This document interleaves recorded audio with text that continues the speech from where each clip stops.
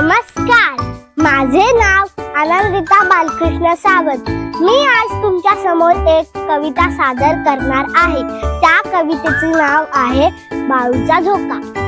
सुताचा दोर झाडाला टांगला, बाळूचा झोका तयार झाला। झोक्यावर बाळू घेतो झुल, क्षणात वाऱ्याला देतो उल। बाळूचा झोका मागे पुढे, बाळू